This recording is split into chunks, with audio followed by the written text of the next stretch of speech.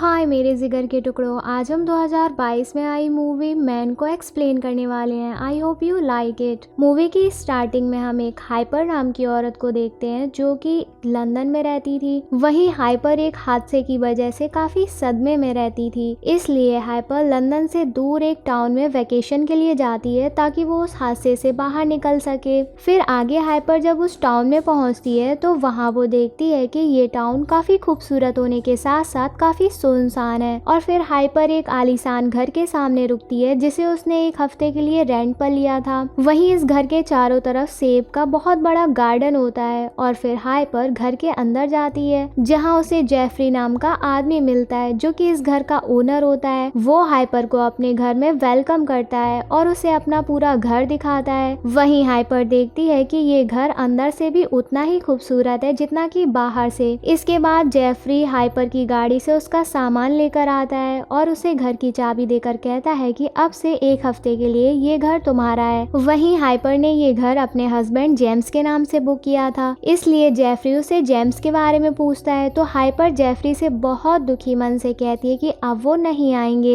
ये सुनकर जेफरी को लगता है कि शायद उन दोनों के बीच कोई झगड़ा हो गया होगा, इसलिए जेफरी हाइपर से और कोई सवाल किए बगैर वहाँ से चला जाता है। फिर आगे हाइपर अपनी फ्रेंड को वीडियो कॉल करती है और उसे इस जगह के बारे में बताती है कि ये जगह बहुत ही शांत होने के साथ साथ बहुत ही खूबसूरत है और यहाँ आने के बाद वो काफी खुश है। तभी हाइपर के फोन का नेटवर्क चला जाता है। इसके बाद हाइपर जब अपने कमरे में सामान सेट कर रही होती है तभी वो अपने और जेम्स के बारे में सोचती है, जहाँ हम देखते हैं कि हाइपर अपने हस्बैंड जेम्स के साथ शादी करके खुश नहीं थी और इसीलिए हाइपर जेम्स से अलग होने के बारे में बात करती है। इस पर जेम्स उससे कहता है कि उन दोनों ने शादी के दौरान भगवान के सामने शपथ ली थी कि वो एक दूसरे के साथ जिंदगी भर नहीं छोड़ेंगे, लेकिन अब उससे ऐसी क्या प्रॉब्लम है जो तुम उसे छोड़ना चाहती हो। पर हाइपर जेम्स को कोई जवाब नहीं देती है। तभी जेम्स उससे कहता है कि अगर वो उससे अलग हो गई तो वो सुसाइड कर लेगा। अब इसी बात को याद करके हाइपर रोने लगती है और फिर अपना मूड ठीक करने के लिए घर से बाहर जाती है। वहीं हाइपर टहलते हुए जंगल की तरफ चली जाती है जहाँ हाइपर अपने चारों तरफ हरियाली देखकर बहुत खुश होती है और हाइपर जंगल में आगे चली जाती है। और आगे चलने पर हाइपर को एक छोटी सी सुरंग दिखाई देती है जिसके अंदर काफी अंधेरा होता है और जब हाइपर उस सुरंग के अंदर चिल्लाती है तो उसे अपनी ही आवाज गूंजती हुई सुनाई देती है, जिसमें हाइपर को काफी मजा आने लगता है और वो उस सुरंग के अंदर गाना गाने लगती है। इसी दौरान हाइपर सुरंग के दूसरी तरफ से एक आदमी को अपनी तरफ भागते हुए देखती है। ये देखकर हाइपर काफी डर जाती है और वहाँ से भाग निकलती है। इसके बाद हाइपर जब और आगे चलती है तो उसे एक और सुरंग दिखाई देती है जिसका दरवाजा बंद होता है। ये देखकर हाइपर वहाँ से ऊपर की तरफ जाती है जहाँ उसे एक टाउन मिलता है जहाँ उस टाउन में एक भी आदमी नहीं होता है और वहाँ जितने भी घर बने होते हैं वो सब के सब खंडर हो चुके थे। लेकिन हाइपर को ये टाउन देखने में काफी अच्छा लगता है तो हाइपर वहाँ की कुछ फोटो क्लिक करने लगती है। तभी हाइपर अपने सामने एक आदमी को देखती है जिसने अपनी बॉडी पर कुछ भी नहीं पहना हुआ था। ये देखकर हाइपर वहाँ से अपने घर की तरफ भाग निकलती है। फिर आगे रात को हाइपर जब नहा रही होती है तभी हाइपर जेम्स के बारे में सोचने लगती है कि जेम्स ने उसके लिए बिल्डिंग के ऊपर से कूदकर जान दे दी थी। यहाँ हमें पता चलता है कि हाइपर अपने हस्बैंड जेम्स के मरने की वजह से दुखी थी और इसीलिए वो यहाँ पर वेकेशन मनाने के लिए आई थी। तभी हाइपर को उसकी फ्रेंड का मैसेज आता है जो उस फोटो को देखकर काफी परेशान होती है और हाइपर को उस नंगे आदमी से बचकर रहने के लिए बोलती है। आगे अगली सुबह हाइपर अपने लिए ब्रेकफास्ट तैयार करती है और फिर अपने काम पर लग जाती है। तभी हम उसके पीछे उसी न्यूड आदमी को देखते हैं जो अब हाइपर का पीछा करते हुए उसके घर तक पहुंच गया था। तभी हाइपर को उसकी फ्रेंड का वीडियो कॉल आ जाता है और वो उससे बात करने लगती है। इसी दौरान हाइपर की दोस्त उससे अपना घर दिखाने के लिए बोलती है तो हाइपर वीडियो कॉल पर ही उसे अपना घर दिखाने लगती है। तभी हाइपर की नजर उस आदमी पर भी जाती है जो कि उसके गार्डन से सेब तोड़ रहा था। ये देखकर हाइपर काफी डर जाती है और तुरंत ही पुलिस को कॉल करके सारी बात बताती है। इस पर वो पुलिस वाले तुरंत ही वहाँ पहुँचने के लिए बोलते हैं। तभी हाइपर को अपने घर का दरवाजा खुला हुआ दिखाई देता है। ये देखकर हाइपर तुरंत ही दरवाजा बंद करने के लिए चली जाती है, लेकिन तभी वो आदमी दरवाजे के एक होल से हाथ डालकर हाइपर को पकड़ने की कोशिश करने लगता है, जिससे हाइपर और भी ज्यादा डर जाती है और फिर हाइपर फिर से पुलिस को कॉल करके जल्दी से यहाँ आने के लिए बोलती है। इसी दौरान हमें फ्लैशबैक में दिखाया जाता है कि सुसाइड करने से पहले हाइपर की जेम्स से क्या बात हुई थी। दरअसल हाइपर अपनी अपनी फ्रेंड से चैट पर बात कर रही थी कि वो जेम्स को जल्दी ही छोड़ने वाली है, लेकिन तभी अचानक से जेम्स वहां आ जाता है और हाइपर से उसका फोन छीन कर चैट पढ़ने लगता है। चैट पढ़ने के बाद जेम्स हाइपर से गुस्से में पूछता है कि आखिर वो उसे क्यों छोड़ना चाहती है। इस पर हाइपर जेम्स से कहती है कि वो बस उसे छोड़ना चाहती है। तभी गुस्से में जेम्स हाइपर को एक पंच मार देता है। यहाँ हम देखते हैं कि हाइपर के कॉल करने के बाद वहाँ पुलिस आ जाती है और उस आदमी को पकड़ कर ले जाती है। तभी एक पुलिस ऑफिसर हाइपर के पास जाती है और उससे कुछ सवाल पूछती है। इस पर हाइपर उसे बताती है कि जब वो जंगल में घूमने के लिए गई थी तब ये आदमी उसका पीछा कर रहा था, लेकिन पुलिस ऑफिसर हाइपर से कहती है कि ये आदमी पूरी तरह पागल है और इसने कभी भी किसी को भी कोई चोट नहीं पहुंचाई है। और फिर उन पुलिस ऑफिसर के जाने के बाद हाइपर फिर से अपनी फ्रेंड से बात करने लगती है और उसे बताती है कि ये टाउन बहुत ही अजीब है पर काफी खूबसूरत भी है। आगे हाइपर टाउन के चर्च में जाती है जहाँ हाइपर को एक पत्थर में अजीब सिंबल बना हुआ दिखाई देता है, जिसे देखकर हाइपर काफी हैरान होती है और उस पत्थर में बने सिंबल को देखकर सोचती है कि आखिर ये किस चीज का सिंबल है। और फिर हाइपर वहाँ बैठकर जेम्स को याद करके रोने लगती है। हाइपर सोचती है कि जब जेम्स ने उसे मारा था तब हाइपर ने जेम्स को बुरी तरह गरियाते हुए धक्का मारकर घर से बाहर निकाल दिया था। इस दौरान जेम्स ने उसे मनाने की बहुत कोशिश की थी पर हाइपर ने उसकी एक नहीं सुनी थी। ये सब कुछ याद करके हाइपर वहाँ जोर जोर से रोने लगती है। तभी वहाँ का फादर उसे रोते हुए देख लेता है। इसके बाद हाइपर जब वहाँ से बाहर निकलती है तो उसे एक लड़का नजर आता है जिसने अपने चेहरे पर एक लड़की का मास्क लगाया हुआ था। तभी वो लड़का हाइपर से उसके बारे में पूछता है और फिर हाइपर को अपने साथ खेलने के लिए कहता है, लेकिन हाइपर उसके साथ खेलने से मना कर देती है, जिससे उस लड़के को काफी गुस्सा आता है। और तभी वहाँ फादर आ जाते हैं जो इस लड़के को वहाँ से भगा देते हैं और फिर वो लड़का हाइपर को गाली देकर वहाँ से चला जाता है। इस पर फादर उस लड़के के बर्ताव के लिए हाइपर से माफी मांगता है और फिर फादर हाइपर से कहता है कि उसे लगता है कि वो काफी गम में है और अगर वो चाहे तो उसके साथ अपना गम बांट सकती है। और फिर हाइपर फादर को सारी बात बताती है और उससे कहती है कि उस दिन जेम्स ने उस पर हाथ उठा दिया था, इसलिए गुस्से में उसने जेम्स को घर से बाहर निकाल दिया और फिर जेम्स ने सुसाइड कर ली और इसी वजह से वो यहाँ पर वेकेशन के लिए आई है जिससे वो अपना मूड ठीक कर सके। और फिर फादर हाइपर को समझाता है कि अक्सर मर्द अपनी वाइफ पर हाथ उठा दिया करते हैं, लेकिन इसका मतलब ये नहीं है कि वो अपनी वाइफ से प्यार नहीं करते। तभी फादर उससे पूछता है कि वो उसे छोड़ना क्यों चाहती थी। इस पर हाइपर कहती है कि वो सिर्फ कुछ दिनों के लिए अकेले रहना चाहती थी। फिर कुछ देर बाद बात करने के बाद फादर हाइपर से कहता है कि इसमें उसी की गलती है जिस वजह से जेम्स की जान चली गई। अब हाइपर फादर की बातें सुनकर काफी हैरान होने लगती है क्योंकि फादर जेम्स की साइड ले रहा होता है। तभी हाइपर वहाँ से तुरंत ही अपने घर के लिए चली जाती है। वहीं हाइपर के जाने के बाद हम देखते हैं कि हाइपर जिस जगह पर बैठी हुई थी उस जगह को फादर एक ठरकी की तरह फील करता है। इसके बाद हम उस पागल आदमी को देखते हैं जिसे पुलिस ने अब छोड़ दिया था। तभी वो पागल आदमी अपने सर पे कट लगाकर उसके अंदर कुछ पत्तियां लगा देता है। आगे रात को हाइपर उस टाउन के बार में ड्रिंक करने के लिए जाती है जहां उसे जेफरी मिलता है जो उसे ड्रिंक देता है। वहीं बार में दो लड़के भी होते हैं जो उसे घूर रहे होते हैं। तभी वहां एक पुलिस ऑफिसर आता है जो जेफरी को बताता है कि उसके घर के अंदर एक आदमी घुस गया था जिसे हमने पकड़ लिया था, पर उसके खिलाफ कोई एविडेंस ना मिलने की वजह से उन्होंने छोड़ भी दिया है। ये सुनकर हाइपर पुलिस वाले से बहस करने लगती है और उससे कहती है कि वो उसे ऐसे कैसे छोड़ सकते हैं। इसके बाद हाइपर तुरंत ही अपने घर जाती है। तभी रास्ते में हाइपर उसी पागल आदमी को देखती है जो उसका पीछा कर रहा था। ये देखकर हाइपर काफी डर जाती है और वहाँ से भागकर अपने घर चली जाती है। घर पहुंचकर हाइपर अपनी फ्रेंड को कॉल करती है और उसे सारी बात बताती है। इस पर उसकी फ्रेंड कहती है कि वो चिंता ना करे क्योंकि वो तुरंत ही उसके पास आ रही है। तभी अचानक उसके फोन से नेटवर्क चला जाता है तो हाइपर अपनी फ्रेंड को वहाँ का एड्रेस मैसेज करती है। तभी उसकी फ्रेंड कहती है कि उसे मालूम है कि वो कहाँ पर है। आगे हाइपर जब अपनी घर की खिड़की से बाहर झांकने की कोशिश करती है तो उसे गार्डन में एक पुलिस ऑफिसर खड़ा हुआ नजर आता है। तो हाइपर गार्डन में उस पुलिस ऑफिसर के पास जाती है और उससे पूछती है कि आखिर वो यहाँ पर क्या कर रहा है। लेकिन तभी अचानक वहाँ की लाइट चली जाती है और जब वापस लाइट आती है तब वो देखती है कि वो पुलिस ऑफिसर वहाँ से गायब होता है। तभी अचानक एक सेब के पेड़ से बहुत सारे सेब नीचे गिरने लगते हैं और तभी अचानक एक लड़का चिल्लाते हुए हाइपर की तरफ भागते हुए आता है। लेकिन तभी हाइपर अपने घर के अंदर जाकर दरवाजा लॉक कर लेती है और फिर किचन में एक चाकू लेने के लिए जाती है, पर तभी लाइट चली जाती है और हम किसी को घर के अंदर घुसते हुए देखते हैं। तभी उसके घर की खिड़की को कोई तोड़ देता है जिससे हाइपर काफी घबरा जाती है। इसी दौरान हाइपर को अपने दरवाजे पर किसी की आवाज आती है जो हाइपर चाकू लेकर दरवाजे के पास जाती है और देखती है कि वहाँ पर कोई नहीं बल्कि जेफरी आया हुआ है जो उससे कहता है कि उसने उसके चिल्लाने की की आवाज सुनी तो इसलिए वो यहाँ पर आया है। तभी हाइपर जेफरी को सारी बात बताती है। फिर जेफरी किचन में चेक करने के लिए जाता है, जहाँ जेफरी को एक पक्षी मरा हुआ दिखाई देता है। ये देखकर जेफरी हाइपर से कहता है कि यहाँ पर कोई आदमी नहीं बल्कि एक पक्षी घुस आया था और उसी ने घर की खिड़की को तोड़ दिया था। तभी हाइपर जेफरी को बताती है कि उसने गार्डन में एक पुलिस ऑफिसर और एक लड़के को देखा था जो उस पर अटैक करने वाले थे। तो जेफरी घर के बाहर चेक करने के लिए जाता है। वहीं जेफरी घर के चारों तरफ चेक करता है तो उसे वहाँ कोई नहीं दिखाई देता। तभी अचानक फिर से लाइट चली जाती है और जब लाइट आती है तो वहाँ से जेफरी भी गायब होता है। ये देखकर हाइपर काफी हैरान होती है और सोचती है कि आखिर यहाँ चल क्या रहा है। तभी वो पागल आदमी हाइपर के पास आता है और अब उसकी बॉडी पर जगह जगह से पत्तियां निकलने लगी होती हैं। तभी वो आदमी हाइपर के मुंह पर कुछ फूंकता है, जिससे हाइपर को एक विजन आता है जिसमें वो उसी चर्च वाले पत्थर को देखती है। ये देखकर हाइपर तुरंत ही अपने घर के अंदर जाती है और खुद को अंदर से लॉक कर लेती है। तभी वो पागल आदमी दरवाजे से हाथ अंदर डालता है तो हाइपर अपना हाथ उसके हाथ में दे देती है। तभी वो आदमी हाइपर का हाथ पकड़कर अपनी तरफ खींचने लगता है। ये देखकर हाइपर उस आदमी के हाथ में चाकू घुसा देती है, लेकिन हम देखते हैं कि चाकू लगने के बावजूद भी उस आदमी पर कोई असर नहीं होता और फिर वो आदमी अपने हाथ को चीरकर 2 भागों में काट लेता है। इस पर हाइपर काफी डर जाती है और वहाँ से भागकर किचन में जाती है, जहाँ उसे वही छोटा लड़का मिलता है जो उस लड़के का हाथ भी 2 टुकड़ों में कटा हुआ था, जैसे कि उस दरवाजे के बाहर उस आदमी की जगह वही मौजूद था। तभी वो लड़का हाइपर से कहता है कि उसने तो सिर्फ उसे अपने साथ खेलने के लिए कहा था, लेकिन तुमने तो मेरा हाथ काट दिया, इसलिए अब वो उसे नहीं छोड़ेगा। इतना बोलकर वो लड़का हाइपर की तरफ बढ़ने लगता है। ये देखकर हाइपर वहाँ से भाग जाती है। आगे वहीं एक कमरे से हाइपर को फादर मिलता है जिसका हाथ भी 2 टुकड़ों में कटा हुआ था। यहाँ फादर हाइपर के साथ जबरदस्ती करने की कोशिश करता है, लेकिन हाइपर उसे चाकू मारकर वहाँ से भगा देती है। आगे हाइपर घर से बाहर आती है और अपनी गाड़ी लेकर वहाँ से निकल जाती है, लेकिन तभी उसके रास्ते में जेफरी आ जाता है तो हाइपर उसे अपनी गाड़ी से उड़ा देती है। और फिर जब हाइपर गाड़ी ठोकने के बाद जेफरी की हालत देखने के लिए गाड़ी रोकती है, तभी जेफरी काफी गुस्से में होता है और वो हाइपर को पीटने लगता है। और फिर जेफरी हाइपर को वहीं छोड़कर उसकी गाड़ी लेकर वहाँ से चला जाता है। लेकिन कुछ ही देर बाद जेफरी वापस गाड़ी लेकर हाइपर को ठोकने के लिए आता है, लेकिन हाइपर तुरंत ही घर के अंदर की तरफ भाग जाती है, जिससे जेफरी गाड़ी को दीवार पर ठोक देता है। इसके बाद उस गाड़ी से वो पागल आदमी निकलता है जिसकी पूरी बॉडी में बहुत सारे पेड़ उगाए थे। तभी हाइपर देखती है कि वो आदमी प्रेग्नेंट है और तभी उसके अंदर से वो बच्चा बाहर निकलता है और वो बच्चा भी प्रेग्नेंट होता है, जिसके अंदर से फादर बाहर निकलता है, जिसे देखकर हाइपर डर जाती है और घर के अंदर चली जाती है। और फिर वो फादर हाइपर के सामने आता है और उसकी पीठ से जेफरी बाहर निकलता है और वो भी प्रेग्नेंट होता है। इसके बाद आखिरी में जेफरी के मुंह से जेम्स बाहर निकलता है, जिसे देखकर हाइपर हैरान हो जाती है। जेम्स हाइपर से पूछता है कि उसने उसे माफी मांगने का मौका क्यों नहीं दिया, तो हाइपर जेम्स से कहती है कि आखिर उससे क्या चाहिए था। इस पर जेम्स उससे कहता है कि वो तो सिर्फ उसे प्यार करना चाहता था। ये सुनकर हाइपर रोने लगती है। फिर अगले दिन हाइपर की फ्रेंड वहाँ पर पहुँचती है, जो कि हाइपर को अकेले गार्डन में बैठा हुआ देखती है। और फिर इसी के साथ ये मूवी यहीं एंड हो जाती है। गाइस, असल में ये सब हाइपर का वहम होता है जिसे वो इस न्यू टाउन में इमेजिन कर रही थी। हमारे चैनल को ऐसे ही प्यार देते रहिए। चलो जल्दी से कमेंट करके बताओ आपको मूवी कैसी लगी। लाइक और शेयर करना मत भूलना। होप आपको मूवी की एक्सप्लेनेशन पसंद आई होगी। I love you guys.